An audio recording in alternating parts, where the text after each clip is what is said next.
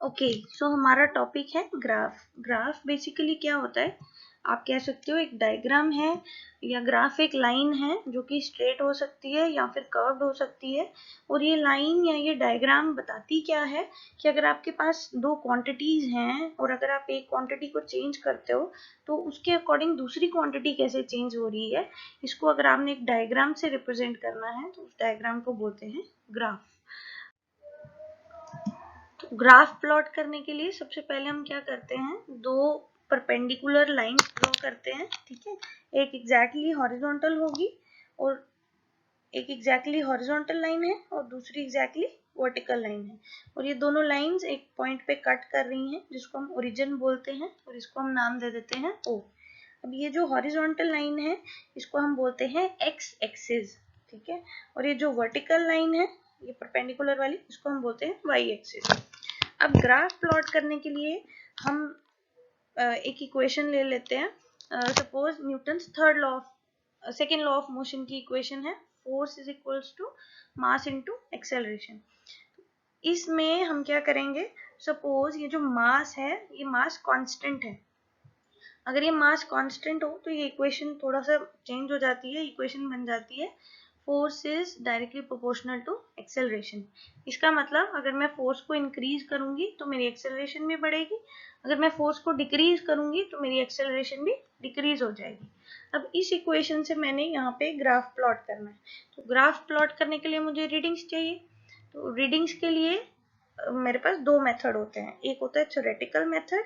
Theoretical method में मैं क्या करूंगी, एम का कोई वैल्यू फिक्स कर दूंगी, जैसे 1 kg 2 kg 10 kg या 10 ग्राम्स कुछ भी। उसके बाद में क्या करूंगी, फोर्स को चूज करूंगी, जैसे 0 न्यूटन 1 न्यूटन 2 न्यूटन 0.1 न्यूटन, और इस फॉर्मूला के अकॉर्डिंग एक्सेलरेशन की वैल्यू निकालूंगी एफ अपॉन एम करके। ठीक है, दूसरा मेथड होता है एक्सपेरिमेंटल मेथड। मैं एक्चुअल में एक एक्सपेरिमेंट करूंगी जिसमें मैं क्या करती हूँ, सपोज मैं एक ब्लॉक ले लेती हूँ जिसका मास 2 kg है 3 kg है कुछ भी, और उस ब्लॉक पे मैं फोर्स लगाती हूँ।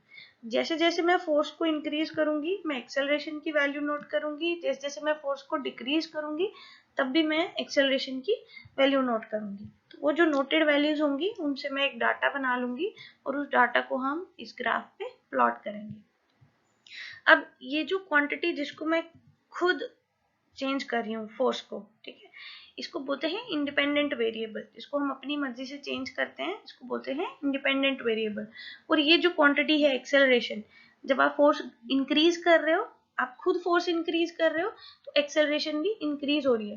दैट मीन्स ये एक्सेलरेशन जो है ये फोर्स पे डिपेंड करती है। अगर फोर्स इंक्रीज होगी तो ये इंक्रीज होगी, अगर फोर्स डिक्रीज होगी तो एक्सेलरेशन भी डिक्रीज होगी। तो इस क्वांटिटी को या इस वेरिएबल को बोलते हैं डिपेंडेंट वेरिएबल।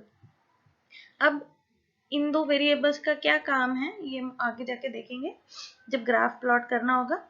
तो अब हम क्या करेंगे, सपोज मैं एक्सपेरिमेंटल मेथड नहीं यूज करते, हम थ्योरेटिकल मेथड यूज करते हैं। सपोज मैं मास अज्यूम कर लेती हूँ 2 kg है। ठीक है, तो अगर मेरा मास 2 kg है तो मैं एक टेबल बना रही हूँ।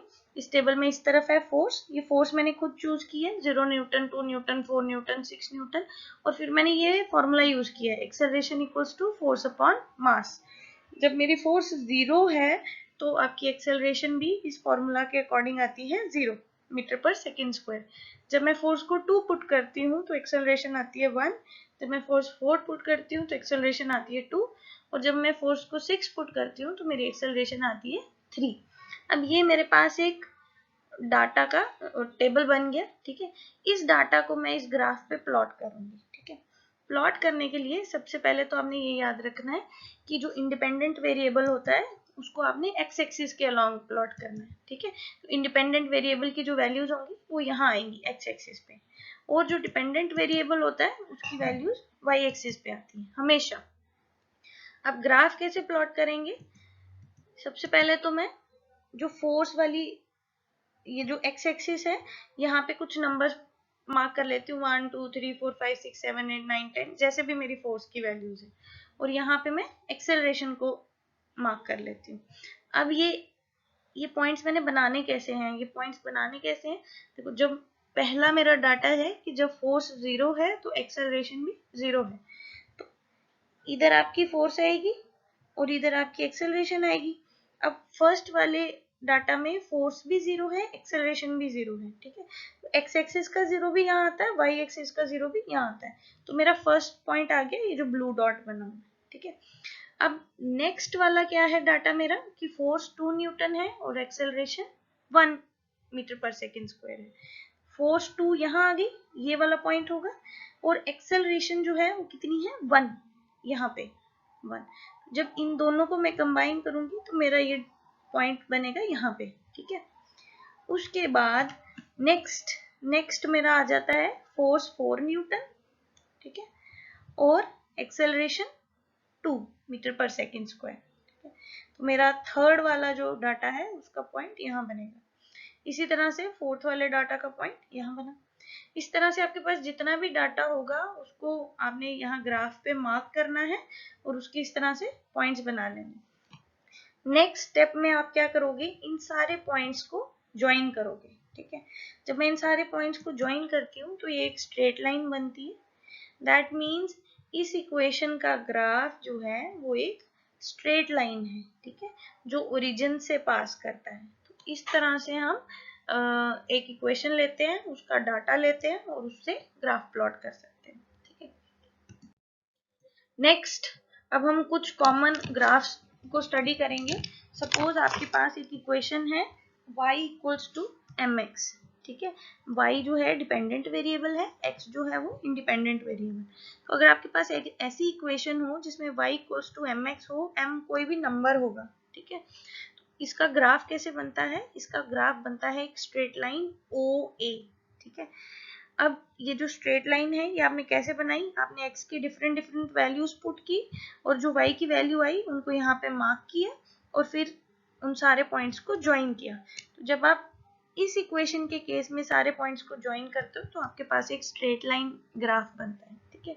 अब ये m जो है, ये m क्या है, देखो आपकी ये जो ग्राफ बना, ये ग्राफ एक एंगल बना रहा है, ये जो OA लाइन है एक एंगल बना रही है एक्स एक्सिस के साथ, ठीक है। और ये जो एंगल है दिस एंगल इज थीटा, तो this angle is known as, this m is known as slope of the graph, ठीक है। स्लोप का मतलब होता है कि आपकी ये एंगल या आपकी ये जो लाइन है OA ये किस एंगल पे एक्स एक्सिस के साथ है, ठीक है। तो this m is equal to tan theta. Next graph is, suppose हमारी इक्वेशन ऐसी है y equals to mx plus c, ठीक है। यहाँ पे m भी एक नंबर है और c भी एक नंबर है, ठीक है, कांस्टेंट है। m जो है वो स्लोप होता है, स्लोप आपको ये बताता है कि आपका जो ग्राफ है वो एक्स एक्सिस के साथ कौन सा एंगल बना रहा है, ठीक है। और ये जो c है, इस c को हम इंटरसेप्ट बोलते हैं, ठीक है। तो c का मतलब क्या है, c बेसिकली ये वाला डिस्टेंस है OB, ठीक है। इस इक्वेशन का ग्राफ ऐसा बनता है, ठीक है। इस ग्राफ और इस ग्राफ में क्या फर्क है, ये ग्राफ में ये लाइन ओरिजिन से स्टार्ट हो रही है, ठीक है, बट इस ग्राफ में ये लाइन जो है ये ओरिजिन से स्टार्ट नहीं हो रही, ये ओरिजिन से थोड़ा सा ऊपर है, वाई एक्सिस पे है, ठीक है। कितना ऊपर है, at a distance equals to c। ये OB डिस्टेंस जो है ये c के बराबर होगा, स्मॉल c के बराबर। और इसमें जो स्लोप होगा वो स्लोप निकालने के लिए हम क्या करते हैं, एक पैरेलल लाइन ड्रॉ करते हैं एक्स एक्सिस के पैरेलल और यहाँ से हम एंगल निकाल लेंगे, ठीक है। तो that angle is theta and your slope will be m equals to tan theta. Next graph जो है, नेक्स्ट ग्राफ सपोज आपके पास एक इक्वेशन है y equals to mx minus c, ठीक है। इस केस में ये जो इंटरसेप्ट है ये नेगेटिव है, इसका मतलब आपका ग्राफ जो है वो y एक्सिस पे तो है पर वो ओरिजिन से थोड़ा सा नीचे है, ठीक है। ये वाली जो सारी वैल्यूज होती हैं ये पॉजिटिव वैल्यूज होती हैं, एक्स एक्सिस की भी जो इस तरफ वाली वैल्यूज होती हैं सारी पॉजिटिव होती हैं। अब y एक्सिस की ओरिजिन के नीचे वाली वैल्यूज जो है वो नेगेटिव वैल्यूज होती हैं, ठीक है। तो ये जो माइनस c है ये बेसिकली डिस्टेंस है O टू D। और इस ग्राफ का भी स्लोप निकालने के लिए आप एक्स एक्सिस से पैरेलल एक लाइन बनाएंगे और यहाँ से एंगल फाइंड कर लेंगे, दैट एंगल इज थीटा। इस केस में भी slope is equals to tan theta. Next graph, अगर आपके पास कुछ ऐसी इक्वेशन हो y equals to minus M X plus C, इसमें इंटरसेप्ट तो पॉजिटिव है बट आपका ये जो स्लोप है ये नेगेटिव है, ठीक है। स्लोप नेगेटिव का क्या मतलब है, सबसे पहले ग्राफ देख लेते हैं। इसका ग्राफ कैसा बनेगा, इसका ग्राफ कुछ ऐसा होगा, ठीक है। इस तरह से है तो स्ट्रेट लाइन, पर इस तरह से डाउनवर्ड्स, ठीक है। अब इसमें नेगेटिव स्लोप का क्या मीनिंग है, देखो ये तीनों जो हैं इन तीनों में पॉजिटिव स्लोप है, ठीक है। इन तीनों में जब आप एंगल फाइंड करते हो तो आप एक्स एक्सिस से एंटी क्लॉकवाइज डायरेक्शन में घूमते हो, ठीक है। तीनों में एंटी क्लॉकवाइज डायरेक्शन में घूम रहे हो। बट इस केस में जब आपको स्लोप फाइंड करना है, एंगल फाइंड करना है, तो आप क्लॉकवाइज घूम रहे हो, ऐसे जैसे घड़ी घूमती है ना वैसे ही क्लॉकवाइज। दैट इज वाई इसका स्लोप जो है वो नेगेटिव है, ठीक है। Minus m equals to tan theta. Next हमारे पास सपोज एक इक्वेशन है y equals to y square equals to k x, ठीक है। अगर आपके पास ऐसी कोई इक्वेशन हो तो इसका ग्राफ ऐसा बनता है, ठीक है।